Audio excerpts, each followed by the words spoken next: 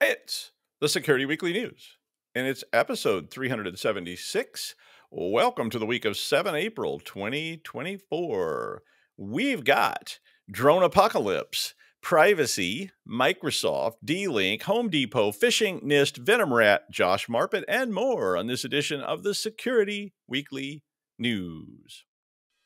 This is a Security Weekly production for security professionals by security professionals. Please visit securityweekly.com/subscribe to subscribe to all the shows on our network.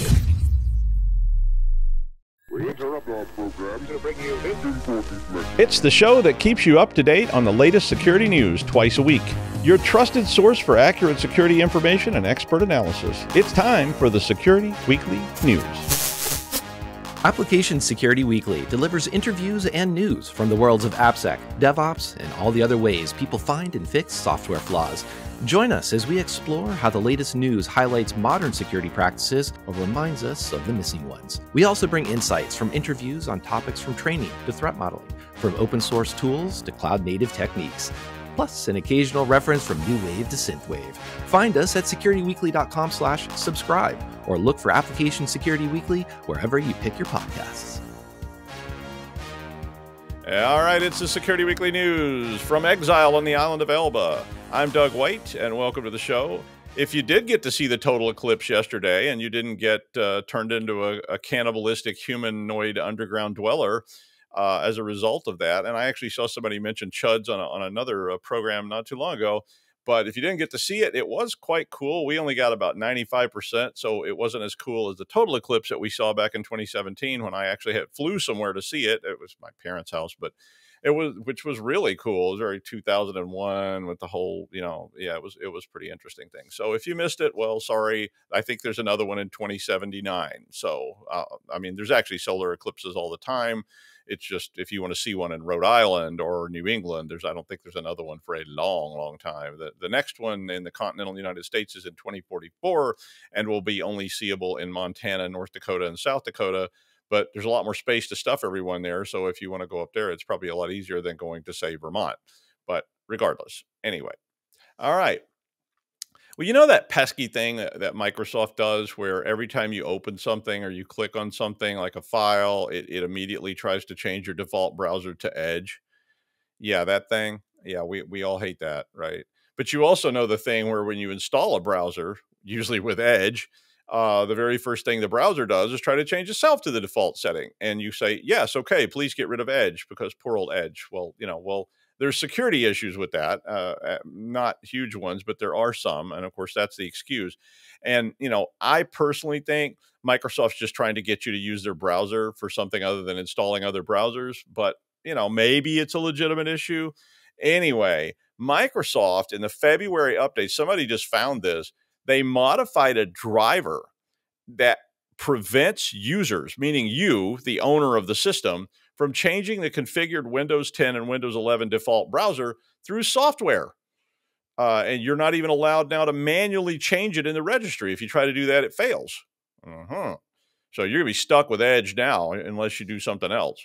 Now, like I said, the cynic in me thinks that this is just a nice corporate way to force you to use their browser, especially for average people who don't know what the registry is and how to use the command line and so forth.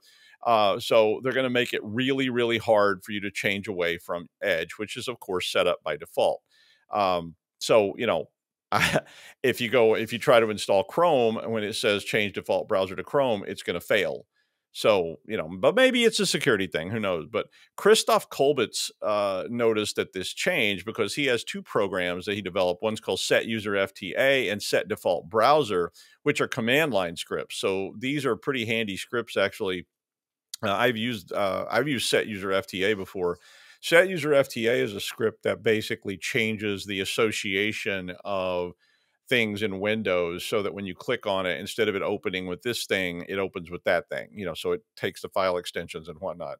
Set Default Browser obviously does exactly what it says it does, but both of those stopped working after the updates. And of course, if you're an admin, you may have used scripts like that to change settings across the enterprise and so forth, because you can do that too.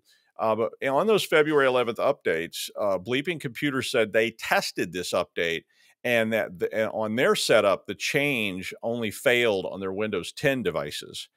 So trying to actually change it. So if you're in Windows 11, you may still be able to get it to work. But in both cases, you can, according to Microsoft, still go to the system settings and change this yourself, by mouse clicks. You can't change it to the command line, but you can change it there.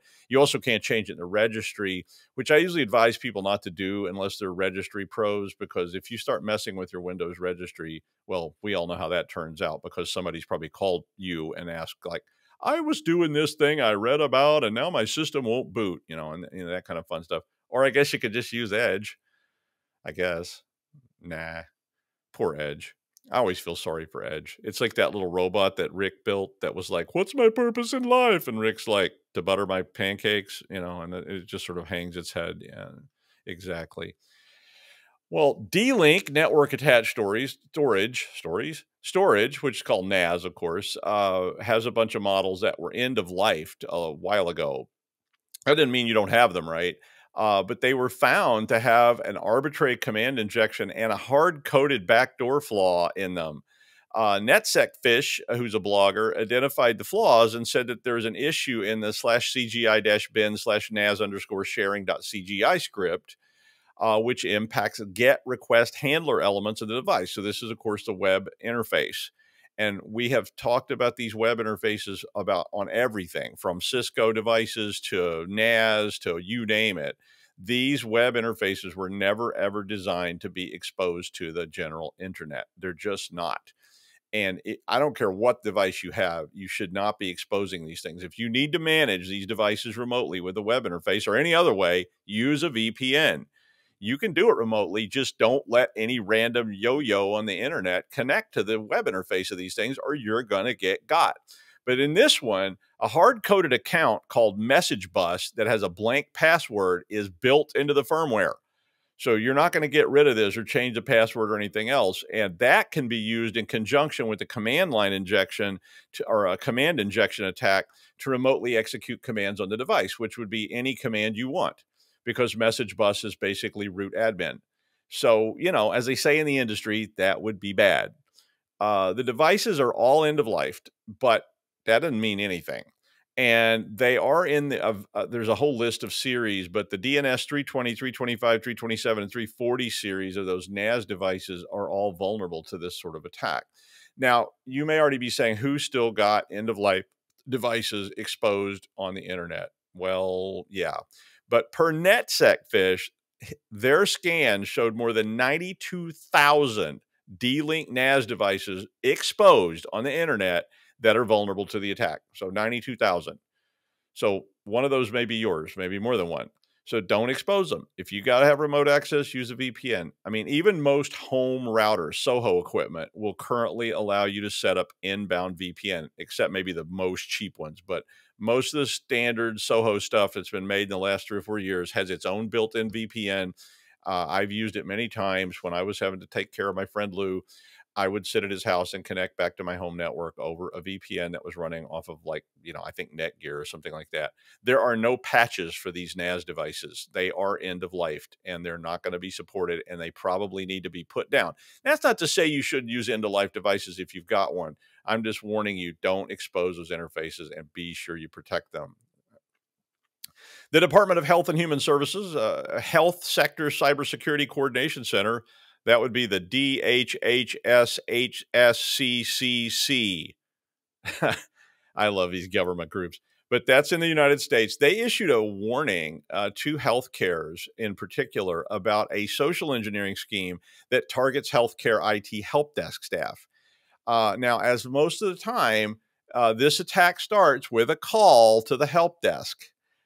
And we all say who would take this call, who would fall for this, but guess what? People do, and they do, and I know they do, and everybody's vulnerable. So just pay attention here. So the call comes to the help desk, and it claims to be from the finance department. And the call comes from a local area code to wherever that organization is located. They claim, and they have all kinds of information like the names of people that work there, their social security numbers and so forth. But they claim that their mobile phone has been broken or possibly stolen, and they ask for a new device to be enrolled in the MFA so they can get access. So they've obviously got the account name and the password, and then they ask that they put this in the MFA.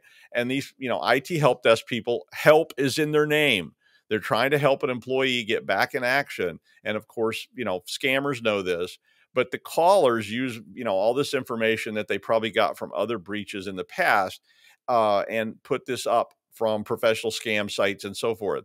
Once they get in, so once the helpful help desk person says, "Oh, okay, Bill, I guess I'll set you up," guess what? They access the account. Easy enough. And then they start targeting login details for payer websites that the healthcare has, and they divert legitimate payments out of that over to their U.S. bank accounts that they control, and then they transfer all the funds out of the United States. That'll have probably a script. In one case that was reported, typo squatting was used to get the IT help desk to change the account via email. They had a fake email account that looked an awful lot like the chief financial officer's, but it had a small one-letter difference. And of course, somebody who's busy handling 16 different calls at once may not notice that. It's not currently attributed to anyone, but the attacks are very similar to the ones that were used by Scattered Spider in the MGM attacks. The warning also mentions that the attackers have started leveraging AI voice impersonation techniques as well. So, it's like my voice is my password or whatever that was from Sneakers. But somehow my voice is my password, Marty. I could do Ben Kingsley. But some hospitals have implemented procedures that would require now employees to appear in person at the help desk to fulfill the MFA edition request. That is a nightmare. Let me just tell you, I've seen that in action. It's a giant mess, especially if you got a lot of remote employees and you're telling them, yeah, you got to come into the office and blah, blah, blah. A better one I saw was that they required a supervisor to interact remotely with the employee. So they added another factor to this. And because the supervisor actually probably knows the employee, at least vaguely, and can ask questions, the supervisor, it's sort of like having, got to turn 2 keys to launch all the nuclear weapons. I always thought it should probably be 4 or 5 keys, but 2 keys, whatever. But with the supervisor there saying, "Hey, Bill, how's your bowling score?" Kind of stuff. Maybe the scammer's like, "Oh, yes, bowling, really exciting. I do love cricket." And you kind of get the idea that maybe they're not the person you thought you were dealing with. So if you aren't in healthcare, this is coming soon to a theater near you as well. So it's a good time to start reviewing these policies and how you handle this, because if it works in healthcare, it'll work everywhere else. So get on board. Home Depot confirmed yesterday that a third-party software as a service vendor, SaaS, has made some employee data public and that they had likely been breached. The spokesperson from Home Depot said that the third-party SaaS vendor had made public a small sample of Home Depot associates' names, work email addresses, and user IDs during testing of their systems. The report did say that it was only corporate information. It was not personal. It was not customer information. It was just employees' corporate, email addresses and things like that. But this, of course, can then easily be used to target employees at Home Depot using spear phishing and or other customers and so forth, just like that Scattered Spider type attack we were talking about earlier. I think the moral here for me is that, we're all familiar with breaches and they happen all the time, but the moral is that you not only need to worry about you, but you probably need to worry about everyone else that's connected to you as well, as we've said many, many times. As our old buddy Augustus de Morgan said, great fleas have little fleas on their backs to bite them and so forth, but great fleas and littler fleas don't really have to deal with third-party fleas. Well, maybe they do. I'm not sure. Third-party vendors calling you saying, and I saw this for real, saying, "Can we just TFTP these files over to you? Could you set that up?" I'm like, no, we're not going to do that. Or how about this one? We all share one password here. It's Gandalf. We'll just go ahead and give it to you. And all our drivers of trucks share a single license in each truck. This is really true. I'm not even making this up. They had one license. It was on the visor of the delivery truck. And the drivers just it was like those old New York hack licenses where they get in and the guy doesn't look anything like the hack license that's posted in the back. And you're like, are you actually a white female? And the driver's like, "Oh yeah, we all just use these." But In that case, most of those licenses were for people who don't even work there anymore, but they did need to make deliveries on the airbase. Is that okay? Yeah, that really happened. Hey, RIP Augustus, even if you did kind of take all this from Jonathan Swift, RIP Jonathan Swift. But look, you really need to evaluate your own grid of these things. I mean, just like you have an asset list or a network diagram, and those are current, right? You probably need to have a current roadmap of who you are trusting, who has access to your systems, who are third parties, and who has access to your data, who are third parties, and on and on and on. And great fleas have little fleas upon their backs to bite them. So keep it in mind. NIST announced $3.6 million in grants, million with an M, sadly, but $3.6 million in grants to help address the cybersecurity skills shortage. That ought to do it. But I mean, I'm glad they did it, but that's less than Bezos's dinner check from last week at Noma. The one where he had all those babies. Yeah, but it's something anyway. I mean, at least it's a start. 18 educational and community organizations across 15 states will be granted $200,000 each to educate future cyber employees. Not sure how that's going to be allocated and how it would work considering what university tuition is these days, but it's probably not for university. It's more like, could we send, some people to a SANS class or whatever? SANS, please, you can send me my royalty anytime. But the agreements will be overseen by an agency called NICE, which is a part of NIST, I think. But NICE is a partnership between government, education, and private sectors and focuses on building cybersecurity workforce through education and training. Some of these grants have already been awarded. They had a whole list there, but NIST announced that 15 more grants of up to $200,000, which can be applied for until the 24th of May, are going to be made available. If you're interested in these grants, there's links in the articles and you can apply. Looked like some education institutions, but there was a whole bunch of other stuff there, like the Greater Phoenix Chamber of Commerce Foundation, the Kauai Economic Development Board, and others. So I think pretty much anybody, police agencies, whatever, could probably apply for these grants. So if you are a grant-seeking group and you want to train up some people, that'd be a great way to get started, right? I mean, if you could hire some lab techs for your police department and send them to some SANS courses or whatever course you choose. Black Hills has great ones. You can, take that money, buy some equipment, and train your people up. I don't know the limitations of the grant, but check it out. An intricate multi-stage attack, which uses invoice-themed phishing lures, can deliver a wide range of malware like VenomRat, Remco's Rat, Xworm, Nanocore Rat, and others. Yeah, those are fun things. These start with an email, as ever, and they have a scalable vector graphics or an SVG attached. And when you click the graphic to see whatever it is, well, Fortinet, FortiGuard Labs said they said it in a technical report on this. Do they call it FortiTech or Forti Reports? I bet they do. Those guys love Forti. I don't know how you say it. They love Forti. Maybe I should get Mr. 40 to come on the show sometime, or is it the 40 family, or the I don't know, or is it named after a malt liquor? I don't know. It's like, let's get some 40s in here. It's a pretty fun place to work, right? But anyway, hard to say. But anywho, Backcloak and Scrub Script were used in this particular attack to obfuscate all these batch scripts. Backcloak has been sold. This is an actual, piece of, it's a loader that you can buy or rent, I think. It's been being sold since about 2022 and was based on another loader called JLave. It's basically a first stage payload loader. So if you're looking, I've actually looked at Backcloak before because I was looking for a payload loader. Totally legitimate, white hat stuff, but we were looking at it in a lab. It was quite interesting at evading detection and getting things past by obfuscating what it's doing. Scrub Script or Scrub Crypt was first seen by Fortinet in March of last year in a cryptojacking campaign that was being run by something called the 8220 gang. The latest campaign drops a zip archive after you click this SVG, and that archive contains a batch script that was created with Backcloak. And that then unpacks the Scrub Crypt batch file, which has been obfuscated by Scrub Crypt, and that runs VenomRat, was the most common one that they saw. But it also sets up persistence on the victim host. It takes various steps to bypass all the protections and detectors and whatnot. If you aren't familiar with VenomRat, it can allow the attacker, I mean, it's a rat to start with, so it means they can access you remotely, and it lets you seize control of the system. It can exfiltrate data. It executes commands provided by the command and control server and so forth. It reminded me of Log Me In. I really liked this product, actually. VenomRat was a pretty nice, we downloaded a whole bunch of these things to look at. The attack's got a lot of layers to it, so a lot of smoke and mirrors.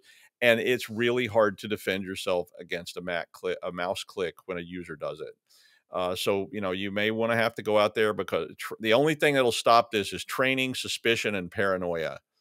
I mean, that's it. It's like I was made for it, right? Because, you know, my daughter sends me a file. I'm like, I don't know, like, burn in hell, you know, that kind of stuff.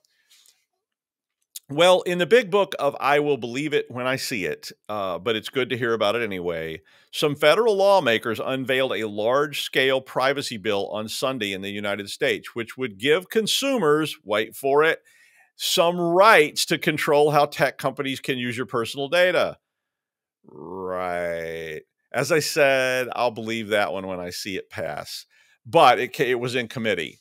The bill is a bipartisan, or I don't know if it's a bill or an agreement, but it should be a bill if it's not. It's a bipartisan agreement from a couple of senators to try and get started on dealing with this again, even though any thought of privacy protection in the United States has basically been squashed under giant bales of money by lobbyists every time it comes up, because those guys have a lot of money and they don't want this because they make a lot of money selling your stuff. And it's not illegal, so they do it all the time. The Washington Post got a copy of this measure. They called it a measure of this measure, which would set a national standard for how data can be collected, what can be collected, how it can be used, and how it can be transferred. It is called the American Privacy Rights Act. So if you're interested, if you're a U.S. citizen and you're interested in this, and you want to call your, your senators and reps and so forth and say, hey, pass this. I haven't read it yet. So, you may want to read it before you do that and you find out it's something really bad. But it basically provides you with some of those basic rights. It provides you with the right to opt out of targeted advertising and so on. They're basically trying to catch up with the GDPR, right, in Europe, which that was passed almost a decade ago. Oh, could we also pass that thing where if your flight is delayed or canceled, you get an automatic penalty payment from the airline? I love that thing.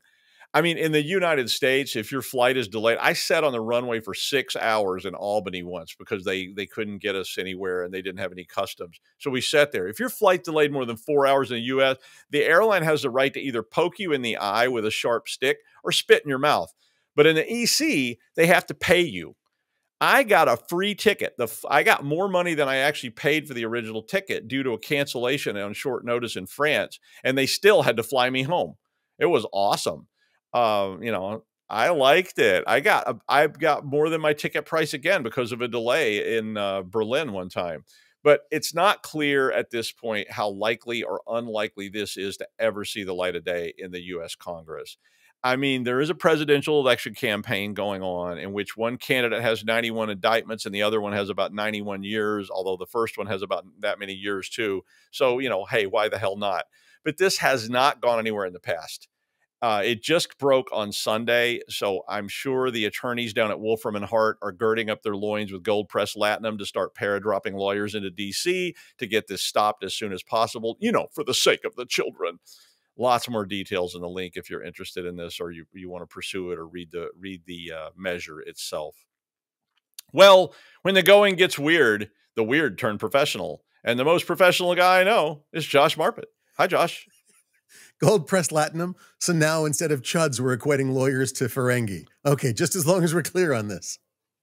There were multiple television references in that. I know, but that was the one that really made me laugh because I can see lawyers going, how much gold-pressed latinum do you have to evaluate that case? Do the doc review and then go forward with litigation. When I go looking for attorneys, I always hire Ferengi. They're the best. I mean, the rules of acquisition were practically written for lawyers. Let's be honest here. Until you get the bill. I didn't say it was acquisition. Which rule of acquisition for you is acquisition for them. Who wins in a class action lawsuit? The lawyers. Let's be clear, okay? Of course they do. So get on board. Ferengi law. It's like you'll be seeing billboards in Providence next about that. Like, you know, like, are all your DUIs preventing you from getting a bus driver's license? Come down to Quark and Company. Can you imagine? Can you absolutely imagine Ferengi as lawyers? It would be simultaneously awesome, hilarious, and horrifying all at the same time. Yeah, I think that's the way to put it. Oh, dear Unless Lord. you get Rom, in which case you got a big problem. But, you know, as long as Rom's got Lita, you'll be okay. But, you know, it's like, I want Quark or one of those other guys. I want the Grand Nagus to represent me. So, although I think Rom is the Grand Nagus at this point. Is he? Oh my God! I he became the Grand Nagus. Honestly, him and Lita became like the Nagus toward the end of like I think. Is it Next Gen? Was it when they did that? No, it's Deep Space Nine. DS9. When DS9 it was Deep Space the Ferengi, Nine, like toward the really big thing there. Yeah, in the final season of that, I think Rom ends up becoming the Nagus somehow. That's so weird. I'll have to go watch that here again. On Star Trek Security Weekly. All right, Josh. Well, I'll let you talk about something else that's more interesting to our audience. Well, so I really went into this with a mindset. I wanted to find an article about something that I just had a great discussion on the other day. And I found something that's pretty on target. So this is from a reinsurance company called Munich Re, and they talk about cyber insurance, and it's a report. And the whole report is actually fascinating. It talks about all the different factors in cyber insurance and security in general, things that are risks, things that are actually good, and that kind of thing. It's a really good read. I actually strongly recommend you read it. But the real question I had is, how about cyber insurance and AI? And the reason this happens is because I've taken a lot of questions about Copilot. I'm a NIST faculty member, and I can't even tell you how many calls about how do we deploy Copilot? How do we do this? How do we do that? And it's a great question.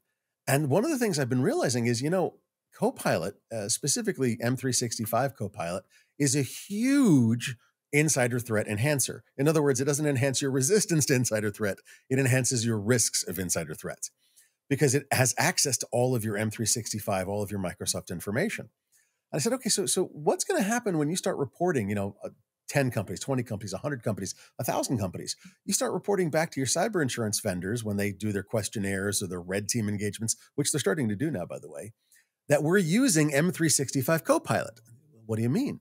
Well, you've just given access. No, we didn't give any access using that. No. You did.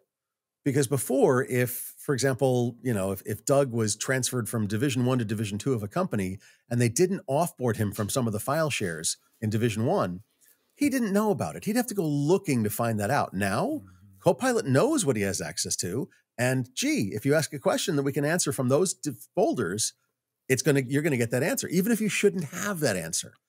So while it's effectively, it's uncovering the security by obscurity we've had for the last 30 or 40 years, but it is an insider risk threat. And so therefore, our insider risks are going through the roof if you deploy Copilot. As such, shouldn't your cyber insurance premium also go through the roof? Which, I mean, let's be clear, it already has been. Cyber insurance premiums, by some estimates, are rising between 1 and 300% year over year. That's crazy. Okay. But here's the thing. If you're openly giving access to your people to see things that they didn't know they had access to before, and you're making it easier for them to get that information, are you not increasing your insider threat risk? If you are, why is that not being reflected in cyber insurance? And my answer to that is, I've only started getting these Copilot calls for the last couple of months. As such, I think the cyber insurance people it's a lag. They haven't really figured that out yet. So if you're looking, by the way, read this article, great article, okay, from Munich Re, fantastic. But if you're looking to deploy Copilot, go talk to your cyber insurance vendor first. If they're like, oh yeah, we're just going to raise your rates by 300%, you know, I'd say maybe not. Don't deploy. I'm just saying. Okay. I mean, that's my take on this. And and by the way, I went trawling through a significant chunk of the internet to find articles on that. Couldn't find a thing. I think this is slightly ahead of the curve. And I'm honestly curious what you think. Please leave some comments, throw some stuff up in the Discord. Let's talk about this. Doug, what do you think? I mean, I think it's great that people are trying to develop tools to help you with this kind of file shares. I mean, the first Sarbanes audit I ever did in my life, one of the questions that was asked was, how do we know who has access to what? And we were running a tool called Dump ACL. which literally just dumped like 100,000 pages of attempts to, is totally non-parsed data. And I was writing scripts to try to parse this stuff just to get some kind of an idea of, and we had exactly what you started off with, which was you find that Bill, who started life in the mailroom, who then was transferred to marketing, who then was transferred to, for the finance department and is now working in internal audit accounting, has still got access to everything they ever had access to ever because they're in all those groups. Right. But trying to go through that with a company that had 35,000 plus employees worldwide was insane. I mean, zero trust is easy to talk about. It's really hard to implement effectively. It needs to be done. Don't get me wrong, but it's good to see tools being developed. But if those tools are creating more problems than they solve, somewhere you got to just draw the line. And I mean, I wish we had better tools, but that was what was. If I was smart, I would have sat down and written a tool right about that, and I'd be rich. But I'm not, and you know me. I have no motivation. I'm not like Paul or something. I'm like, they're like, you want to work on a new tool that you could sell for $1 billion to somebody, or do you want to go out to the bar? And I'm like, the bar sounds good.